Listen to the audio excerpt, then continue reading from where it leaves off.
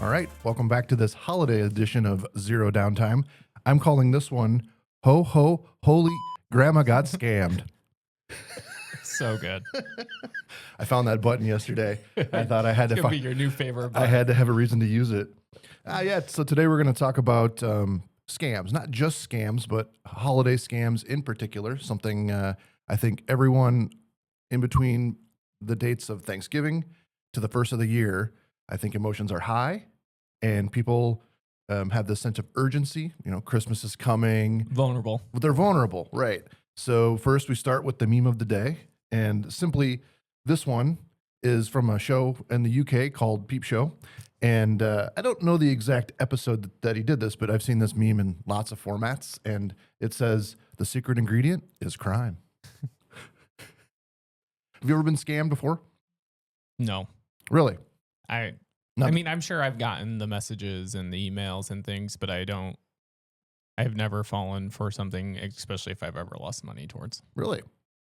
I have been scammed multiple times. I'm actually impressed that you've been scammed. It's like your favorite thing to do, Uh, to track people down. So I'll say two of them here. One was a pump and dump scam. So they sent me a link, or I was on Discord or something, and somebody sent me a link to a site where you could invest a little Bitcoin, and it would convert it to another coin, and then the market would go. They pump it full of money, drive the price way up, and then you'd sell. And it appeared that I had really won. Like, I think I invested $200 worth of Bitcoin or something. I think in the end it was $10,000 in my account. Couldn't withdraw it. Big winner. Yep. And a scam doesn't have to be, or in fact, I would say probably a majority of scams don't happen online. For example, in Nicaragua, I was scammed for there was a kid running around and they were making I don't know, grasshoppers or something out of banana leaves. Okay.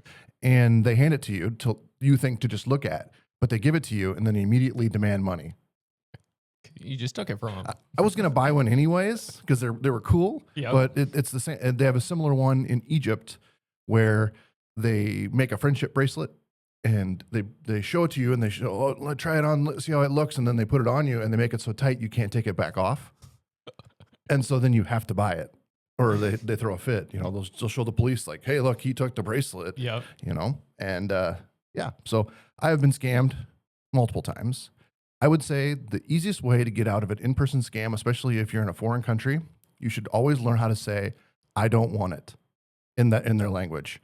I think that adds a little bit of credibility to you as the person. And it scares them a little to say, ooh, they might know my language. They might know this scam, and they back off. Yep. But today we're going to focus a little bit more on technology scams. So, yeah, sorry, my brain locked up there. So we're going to give you a little guide to navigating scams during the holidays. I want to just, I'm trying to think of the right way to say this without sounding crazy. Scammers, to me, are worse than the government. And I think Logan knows how I feel about the government. I think the government is a scam, except for the fact that the government pretends to give you services. Scammers are lower than life, and they don't deserve. Don't ever confuse me when I say something like, "Oh, but they're just doing it because they need the money, they need help." No, scammers hurt people. I've had people in my office in tears. They've lost hundreds of thousands of dollars. How do I get it back? And I have to tell them, you can't. It's gone. What you believed wasn't real. Yeah. It plays on emotions. Scammers are lower than life. They catch you again in your most vulnerable state, thinking that you are needing to help someone, or that you think you're actually getting that purchase that you are thinking you're buying. Yep, 100%. So we're going to talk about a couple of different types of scams. We're going to talk about a long con versus a short con. So a long con would be something that you do over a long period of time where you build up a lot of trust. And a short con is something that you do immediately. Have you seen the movie Matchstick Men? I have not. It's a good movie if you haven't seen it. It stars Nicolas Cage, actually. I think Nicolas Cage, takes every role that he gets offered. Okay. So that's not impressive that Nicolas Cage is in it. But the movie is about a long con, but it's also a whole bunch of short cons. For example, one of the cons they do in the show is they say you won a prize. You won a trip to Florida.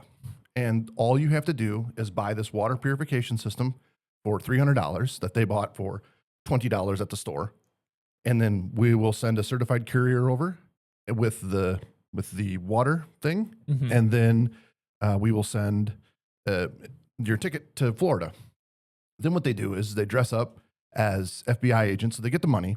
They dress up as FBI agents. They go to the house, and then they scam them again by having them say, "Put your account numbers on here. We'll try to get your money back." So then they get the 300, and then they get the account, and then they drain the bank. It's a good movie. Yeah. And it got me thinking: how much money would you need in the scam world or in your life to be comfortable?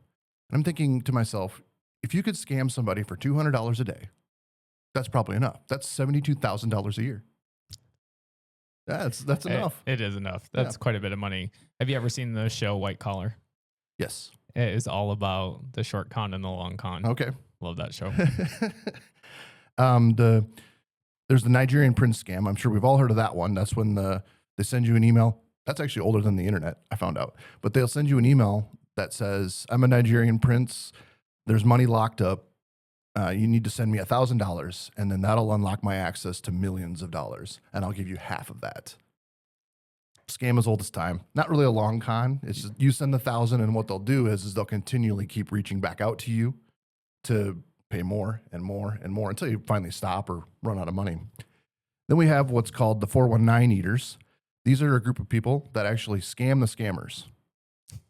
That's your kind of people. So 419 is the criminal code in Nigeria for the Nigerian prince scam. And I happen to have a couple of pictures from the 419 Eaters website. The first one is a guy holding up a sign that says Hall of Shame. And he's one of the scammers. So what these scammers do is what the people do is they get the scammers to do things for them. So this guy's holding up a sign that says, "Welcome to the Hall of Shame." And then below that on the website, it shows all the different people and their scams. One of them is the picture right next to it is a person sitting there in a nicely dressed with a loaf of bread on his head. So the people scamming the scammers got them to put bread on their head. All right, so let's talk about some actual new age scams. The gift card scam. Have you heard of this one? I've experienced it. Have you? With Hanson's. Oh, sure. Yeah. Hanson's is a clothing store that we used to own. Yes. So the gift card scam, and I caught somebody on Marketplace doing this. Well, you talk about yours. The one I can talk about, more the digital side of it versus you're talking about actually physical. Yep. So what I ran into was somebody on Facebook Marketplace had a $500 Home Depot gift card. They had spent $40 of it, so there was $460 left, and they were selling it for $200. They needed the money now. Like, they can't wait. They're not interested in spending the money at Home Depot. They need cash now. So I called them out. I said, "This is a scam. Don't buy this card."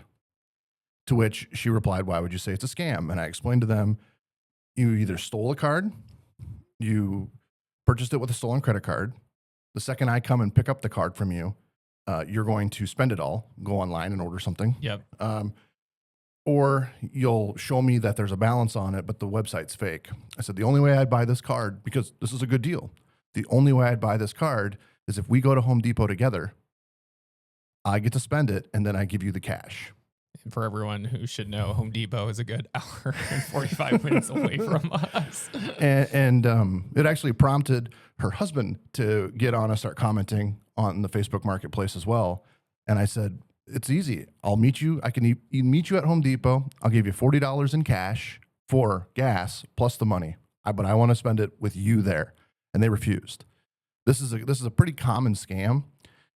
And the thing about these scams, most of these scams that they all have in common is urgency. I need the money now. I need this now. I'm in jail now. It creates a sense of urgency where people don't think. So for the Hanson's one is a little bit different because they would take stolen credit cards, buy online gift certificates, spend the money with the online gift certificate. So the transaction on the site was actually a gift card, not the credit card purchase. And by the time the people realized that their card was stolen for the gift card, you couldn't prove that or any of it because essentially all they bought was a gift card. So they're expected to return that, although you've already sent out the product. Yeah. Wow. Terrible. So we went through that quite a few times. Couple other red flags to watch out for with the gift card scam is if the price is too good to be true, like for example, $200 for a $460 card. Yep. They need the cash fast, so the urgency. If the payment is via Zelle, Cash App, or other gift cards, there's no receipt to show that they bought a gift card for $500 or a vague story. I got it for my birthday, whatever. Yep. If that person, if you look at their marketplace history, if they have a history of selling a lot of cards, it's something to look out for. And of course, like I said, refusal to meet at the store. They will not meet you at the same store. And you didn't know. I mean, we don't live in a large community. Right. You didn't know them. No, they were actually even from Spencer. They were from a town close to Spencer. Yeah. There is legit ways to buy gift cards. Now, it's not, I won't say that it's without problems, but if you're going to buy or sell a gift card, you can use Raise, CardCash, or GiftCardGranny. Those are 3 different websites that allow you to buy and sell gift cards, and they do come with some amount of buyer protection. Interesting. All right. Here's one. USPS scam. So it's the holidays. Yep. Everybody's expecting packages. And it's definitely the holidays because Amazon is no longer shipping in 2 days anymore. So we know we're in the throes of a holiday. And what we're seeing here on the screen, and if you're listening, I'll just read a portion of it. It says, update your USPS delivery address. Dear valued customer, we're pleased to inform you that USPS your USPS package has arrived at our distribution center. However, we're unable to complete delivery due to incomplete address information. Then they give you this scammy link that goes to canssa.shop, and it's wrapped in HTML. It looks awful. And then it proceeds to tell you that if you do not get the package, or if you do not pay or go to the link and update your address, you're going to be charged $5.95 a day for storage. So there's your urgency. I think one thing you should always look at is the URL. Like if it was really UPS, Correct. like Yeah, correct. or USPS, like it would Yep. have the correct URL to take you to the place you need to go. And they're not going to personally reach out to you anyway. There you go. That's what I'm going to get to that. Thanks for stealing my thunder. Obviously, in the package delay scam, it leads to a fake tracking site. It steals login info and your credit cards. So if you have login to USPS or you are going to enter your credit card, because odds are when you click that link and you update your address, you're going to put your credit card number in too. So now you have your address and your credit card number stolen, and that's enough to use your card. Sometimes it'll download files to your computer, and so it'll install malware. And in the text messaging scam, that's not so much. It can happen like if you're running a Mac or something and you have your texting on your computer. Mm-hmm. Obviously, the holiday twist here is everyone's expecting packages, so people click that link super fast. The red flags in that text message to me were urgency, of course. Do this or you're going to be charged. It's shoddy looking with the HTML in there. And the obvious, USPS can barely deliver mail anyways. They're not going to look you up to send you a text message. No, you would have to be looking for messages from whoever you purchased it from. Yes. And then again, you need to verify that it's actually them because there's a lot of people faking Amazon as well. Oh, yeah. And I agree. And I think the USPS scam, don't just think it's USPS, it's UPS, it's FedEx, it's DHL, it's all of the carriers that the scam's happening. Next text message scam that is good around the holidays is the recruiting scam. The recruiting scam is where they send you a text message like what's on the screen, and I'm not going to read the whole thing, offering you little amount of time for a lot of returns. So this one, for example, is saying that you can work 60 to 90 minutes per day and get a salary of $100 to $500. The base salary is $1,300 every 4 days. Ridiculous. Who wouldn't take that job? Too good to be true. So I think the red flags in the recruiting scam are companies don't send unsolicited text messages about jobs. No. Nobody recruits via iMessage, unless you've given them your phone number, of course. There's no interviews and resumes. And like I said, ridiculous pay for trivial work. 60 to 90 minutes a day for a salary of $100 to $500 with a base salary plus bonuses of $5,000. And the real key here is they're taking you off of iMessage into WhatsApp. And because they know they're going to get blocked on iMessage because they've just sent out a ton of these. Did you know I actually did this scam? Did you? I followed through and I did it. I wanted to see how far we go. And so the job was boosting ratings of restaurants. So just going out and leaving reviews. I didn't even have to go out. Oh. They had their own website that they would show you these restaurants, and all you had to do, because it was your IP address, Yeah. click 5 stars. Did it in any way tie back to you, like with your Google account or anything like that? No. Well, maybe it did my Google. I think maybe I had to put my email address in so I could log into this site, right? Yep. So where's the scam? I got paid. Okay. I got $60 just for like 30 minutes of work. I got $60 in Ethereum. Okay. So here's the scam. They said, okay, you can take the $60 or you can put the $60 back in and do it again and get $300. Okay.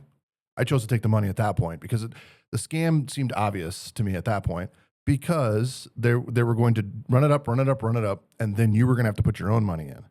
Well, you could get this super mega huge bonus if you put $300 in of your own money. Yep. So I stopped, but that's the scam with the recruiting, because I spent days working on this lady.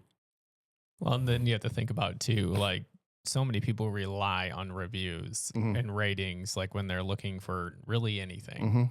And to know that obviously there are systems out there that, how much do you believe is real? Well, it didn't actually do any ratings on the restaurants. It didn't. No. They're literally just trying to get you to. The whole scam is you putting money in. Yep. All right. That's it. They could at least sold those ratings. The fake Get a 2-for-1. The fake jail call. So this actually happened to my wife's grandma. Got a call in the middle of the night saying, "Grandma, this is Kristen. I'm in jail. I need bail money." And it was a woman's voice on the phone. I don't know that particular call, they added a police officer, but a lot of times what they'll do is they'll call your house and say, "I'm in jail," and it's urgent, right? And then they'll put the police on and say, "Yep, Kristen got arrested for this. You need to send us money via Zelly or Zelle." Just Zelle. Is it Zelle? I love that you're adding the E. I don't use it. Or gift cards. They'll say, "Well, we can also take Apple gift cards," which should be the largest red flag to get someone out of jail with a gift card. The tagline I put on this one was, "If your grandchild needs bail paid in Apple gift cards, that's not jail, that's fraud." Well, and you have to realize too is that they realized that they had a grandchild named Kristen. They will go out and they will scrape social media, and she doesn't have the same last name as her grandma anymore. Yeah, and they still connected it all. Yeah, and I think people did some research. They did. They thought they could get her. Interestingly enough, it was late enough. Her grandma hung the phone up and didn't think about it after that. Poor Kristen. Subsequently, Logan, if you got arrested, would your wife bail you out? No. Yeah, my wife wouldn't bail. We had this conversation. You'd be my one phone call. we had this conversation. She ain't coming. We had this conversation the other day, my wife and I said, "Well, if I got thrown into jail for something, would you bail me out?" She's like, "No." See you when I see you. Darcy would be the same. And I think the thing that the jail call, what's making it even better in 2025, better for the scammer, is AI voice cloning is so realistic now. You can take just a few seconds of anyone's voice, which there's videos of everybody on social media now. Take that voice, isolate it, feed it to the AI agent, and it will recreate all of their speech. So it would sound exactly like that person. Yeah, that's going to be scary as it keeps going and people get more comfortable using it. So here's one I want to focus on for a little bit of time, because At A&P, we see this a lot. And so I want to make sure people understand this. And this is something that when you're all gathered around the table at Christmas and you're talking about stuff, bring this up, because I'm curious how many people have actually gotten this. So you get your phone rings and they say, "This is Joe from Microsoft. We're seeing problems with your computer." And they'll say something like, "Your computer is sending hacking signals," or "Your IP address is compromised. Hackers are stealing your data. We see errors in your Windows license. Your computer is part of an attack." Something like that. They'll probably even have your name. But probably, I mean, Well, probably they got because they your would phone. know that you had the license. Yep. So They'll have a convincing accent. This isn't a racial thing, but normally people from call centers aren't from the United States, so they'll have a convincing accent, but it'll be good enough that people can understand them. And they'll have the background noise, like it will sound like a call center. What they'll do is they'll have you click on a few things on your computer, and for example, they may have you go into Event Viewer and then click on the current tasks that are running, and you'll see them bouncing around, and they'll say, "Oh, those are errors." You don't know the difference. no. They'll have you go into the command prompt, they'll have you type a few things, and then they'll pinpoint one particular thing that's the same on every computer, and they'll say, "See, that means that you're sending us things." Then what they'll do is they'll say, "We can take control of your computer, and then we can fix the problem for you. No problem. We're Microsoft. We created Windows, so we can fix it." So people will let them in their computer. Now, this is inherently bad because you probably bank from that computer. You do your family pictures are on that computer, videos. You have a lot of things that you do with your computer, and now you let this guy in who says he's from Microsoft. So what they'll do is they'll get in, they'll fix the problem, and then they will tell you that you owe them money right after that. So $39 a month for the super protection plan or something, and you can pay it, of course, with gift cards. But at the same time, what they've done is more than likely is they've installed a Trojan in your computer. Now, a Trojan is something that lets people into the backside of your computer, so you don't have to get permission. The first time that they got into your computer, you had to say, "Yes, I want this person in my computer." But the subsequent times, they don't ask. They just come in, and then they notice, "Oh, Logan didn't log out of his bank account today. I think I'm going to wire myself all of his money."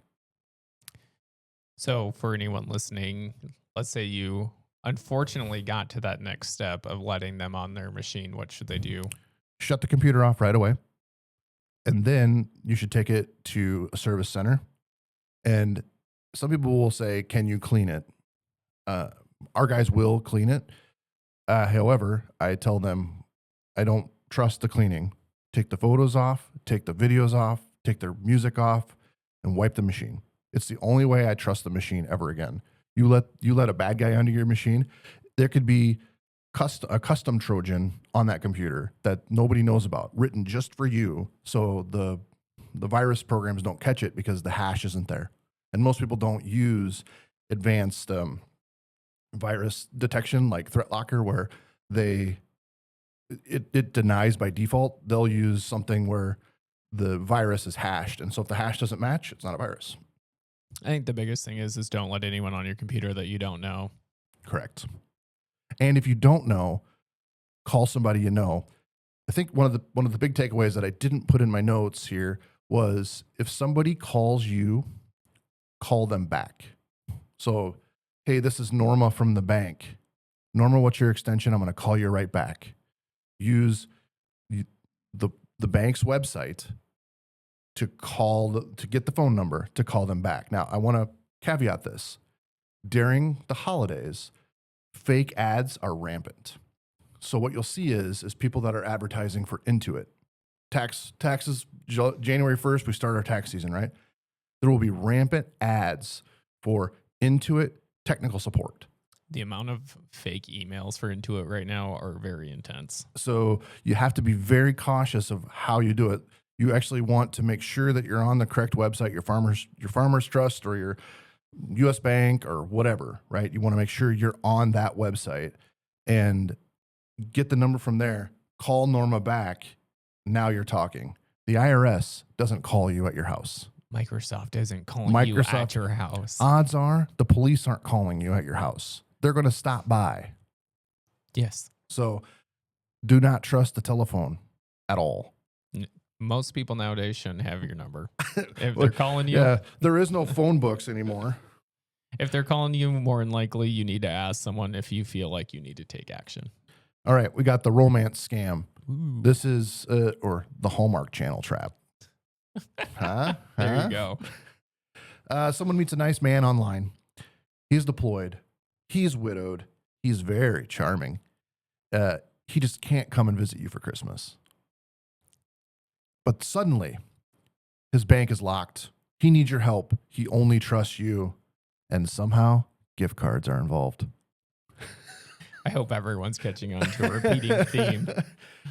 This is actually a pretty common scam, and one of the reasons why scammers are scum.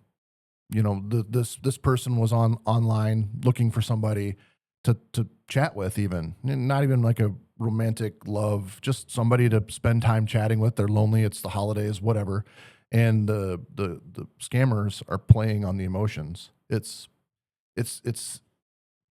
I hate it. More than likely, you don't actually know their name. The photo you've seen are not them. They're not real. None of it's None of real. it's real. None of it's real. It's all fake. And that's the thing. Like I said, when people come to my office and ask how they can get their Bitcoin back or how they can get their money back, and I tell them you can't. It's not even in the United States anymore. And they'll say, "Well, Joe was in Georgia." No, Joe doesn't exist. I'm sorry, but Joe doesn't exist. Yeah. And if he reaches back out, don't respond. Well, and that's one of the other things I didn't put in the show notes too, is once you've been scammed, the likeliness of you being rescammed is super high, because what the scammer will do is they'll appear as someone else, as someone who says that I can help you get the money back. Yeah. Because they've already proven that you can fall for something. So they're going to hit you up again. All right. The Bitcoin scam. I've seen this a lot in town here. There's a Bitcoin ATM at the Quick Star, and there used to be one at the vape shop in town, down on the south side. They actually took the one out of the vape shop on the south side because too many people were getting scammed. And I'm sure you'll talk about how that works. Yep. So somebody calls you up. They say they're the IRS. They say they're Social Security. They say they're Amazon. They say they're Microsoft. They say your account's been compromised, or there's fraudulent activity on your account, or you're going to be arrested. So there's your urgency. They say, right now the banks are closed and you need to send money immediately, right now. So the only way, the best way, Bitcoin. So they send you down to the store. Remember, whoa, my hand's falling off. All right. Remember, they're on the phone with you this whole time. So you can't talk to anyone else. Which should also be another red flag. Who wants to talk to someone for that long? So the scammer will give you exact instructions. They'll say, drive to this particular Bitcoin ATM. And there's websites out there that tell you what type of Bitcoin ATMs are at each place. So the scammer already knows like how to tell you how to navigate the screens. Okay. They'll say insert cash, because these Bitcoin machines, in order to give you Bitcoin, you're not allowed to buy it with credit cards. You have to buy it with cash. So they'll take your cash and then you scan a QR code, and then that will send the Bitcoin that was just purchased at that machine to that QR code, you know, the IRS. They'll also tell you, don't tell anyone, this is confidential. So it's between you and me. I'm going to get you out of this trouble. At that moment, the money's gone. Bitcoin isn't reversible. There's no chargebacks. There's no way to get your money. You inserted cash. Right. But there's no way to reverse it. Even it's similar to wiring money, except wiring money has fraud checks involved. Like if you're wiring a whole bunch of money to China and you don't normally do that, your bank's going to call you. The bank almost calls you every single time you send a wire. Yeah. Yep. Why this works, especially on your grandma, is Bitcoin sounds official and technical.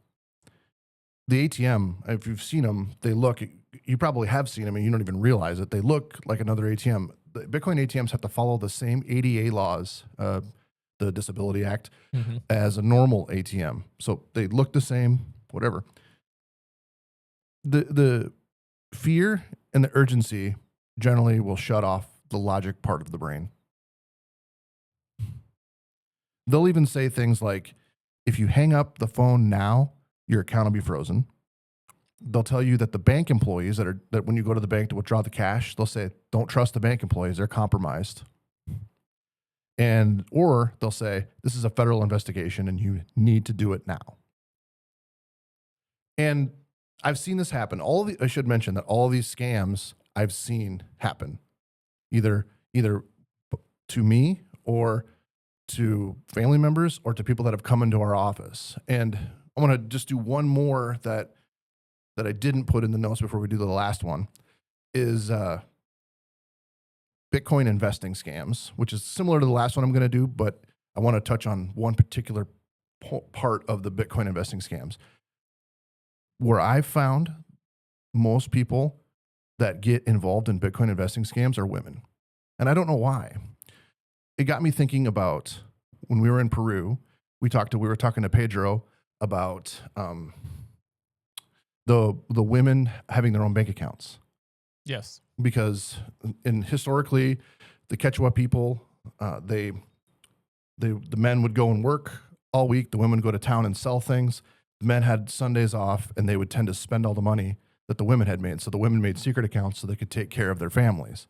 And I feel like there's a piece of that in this Bitcoin investing scam stuff. Like, I can be safe, I can be protected. That's why I do this. And it's sad because, they really feel like they're doing something good for themselves and their future. So anyways, I just wanted to mention that. I found that interesting. That part is very interesting. The tie together. Yeah. All right. So the pig butchering scam. Most of the scams that we've talked about are short con. They're half an hour in and out. Maybe the romance one is a little bit longer, but the pig butchering scam in particular is the long con. So with the pig butchering scam, why is it called that? You feed the pig, you fatten the pig, and then you butcher the pig. You are the pig. Here is a text message to the beginning that I got of a pig butchering scam. It says, I found unknown number on my old phone. May I know who this is? I'm sorry. May I know who is this? Beautiful. You text me. Who are you? Also, you can ignore the fact that I have 2,674 unread text messages. Yeah, please message John because he's going to respond to you immediately. So what happens in this scam is you accidentally, I'm putting that in quotes, become friends with the person. So you spend a lot of time swapping stories. Remember, they've already scraped your social media. They know who you are. They know if you like to travel. They know if you're a homebody. They know that you like to read. And they'll turn around and they will match you. So they're building trust. And they're patient. Like, very, very, very patient with you. And no money's been exchanged at this point. Just building friendship. But then they casually mention one day, crypto or Forex or stocks, or my uncle works in finance. I can show you how I invest. They don't push you. They invite you. They'll show you screenshots of their huge gains, their fancy dashboards, and their profits growing every single day. You decide, well, I want some of this. So you invest a little, maybe 500, 1,000. You'll probably see profits. Obviously, the dashboard will through the roof, right? You might even withdraw some. They'll let you. It's intentional. They want you to be like, yeah, we got, this is good. We're winning together. I invest some, you invest some. Look at all of our profits are going up. They want you to be as confident as possible. Then they butcher you. They'll say something like, this is a rare window. Put more in. The opportunity is now. Invest more, then everything. And then all of a sudden, the withdrawals stop. Taxes are needed. There's liquidity fees. The account is frozen. You'll pay them because you see there's $100,000 in there. So you'll pay the fees, and then you'll pay another one, and then you'll pay another one. But at this point, your money is already gone. All those suck. And all of these happen every single day. And the people on the receiving end are some of the worst kind of people. And it's embarrassing to, or it's emotional to talk about this with your relatives at Christmas or at Thanksgiving or when you're together. It's difficult because you're dealing with somebody else's finances. You're dealing with something that's very personal to them, and you're technically calling them stupid. Oh, you're so stupid because you think that I'd fall for this scam. So it's important that you bring it up. And how do you bring it up at Christmas? I say you're sitting all around the table and you'll say, has anybody heard of this pig butchering scam? You don't point to anybody, you don't tell them. And that brings up the conversation and lets people talk. And people in their heads might be thinking, oh, that's something that's happening to me. I had this person just randomly text me one day and now I'm investing in Forex. Yeah. I mean, the biggest thing is if that one is a little bit different, but if there's urgency tied to money, you should talk to someone. If someone wants something for a gift card, red flag. If it involves a gift card, it's a red flag. No, there's nothing in your life that urgently needs cash now. I can't think of anything. We talked about bail. Your wife would just let you sit in jail. My wife would do the same. We don't need the cash right now for that. No. She would say whatever I did, I deserve to sit there. It's important, I think. You have to bring it up. You have to talk about it. It's difficult to do. It's embarrassing to talk to somebody about how they're getting scammed. But I would argue that it's more embarrassing to have somebody in your office crying and you having to explain to them, you can't get the money back. It's gone. It's better to talk to them before. That's all I'll say. Absolutely. That's my last scam. All right. My question for you, John, goes around. Well, why don't you start off with what is 2FA? Good question. 2FA, or two-factor authentication, is a secondary. Let's call it a secondary password. It's not a password, but it's a secondary thing that you enter after you enter your password. Passwords used to be good, right? You would type in your username and then you type in your 4-character password and you were in and you were good. Well, password dumps started to happen. Even if passwords are encrypted, a lot of times they're what's called one-way hashed. So you take your password and you hash it a certain way and it will always have the same value. So that means that the person running the website doesn't know your password, but they know your password hash. So a hacker can download the list of all the passwords and then they can run them through a program that basically is a big long list of every password. The first big company that got hacked was called RockU, and it was a huge list of plain text passwords. So they take that list, usually using a GPU, and Jack the Ripper is a program. Okay. Or John the Ripper. I don't remember which one. It's John the Ripper because Jack the Ripper was the actual guy. You feel like you'd remember this because your name's John. Yeah. And they take that list and they hit it hard against that hash, and then it replays it, and then all of a sudden now you have their plain text password. When you add 2FA, generally it's either a rolling number or it's a device, and so that is harder to guess. For example, if you use Google Authenticator, you'll have a 6-digit code that is secondary after you log in. If you use a YubiKey, the OTP, the one-time password, is on the YubiKey. So 2FA is a way to secure your account, even if your password gets compromised. I feel like an easy thing for a lot of people who get their Facebook accounts compromised, if they would just turn on 2FA. Turn on 2FA. You won't get I'm not going to say you would never get compromised, but your chances of getting compromised are a lot less than what most people are going through right now. Almost all companies now are requiring 2FA, and that's a good thing. I will say that using a cell phone number and getting a text is not a secure way.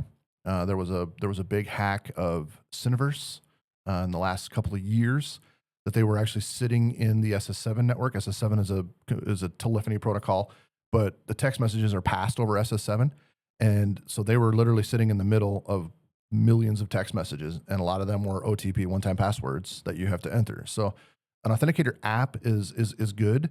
A YubiKey or something like that, if the site supports it, a hardware key is even better. I was going to say, you're going to have to say what a YubiKey is. Yeah, YubiKey is a small little device. I actually carry mine with me at all times.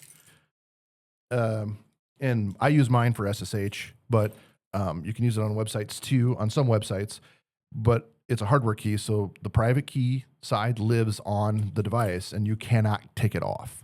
How do you feel about like passkeys? So like on a Mac, when you have your, and I'm sure you can do it on a Yeah, other LastPass devices. supports passkeys. Yeah, for sure. Passkeys are good. Yeah, passkeys are a simple compromise for like the YubiKey or the hardware device. So a passkey could be like facial recognition. It could be your thumbprint. Yep. Yeah, it's a good compromise because the way you should think about security now is to log into something, it should be something you have and something you know.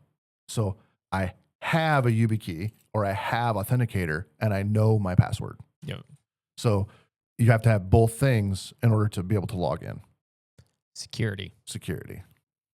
And if you need help with 2FA, contact Advanced Network Professionals, 712-584-2024. Shameless plug.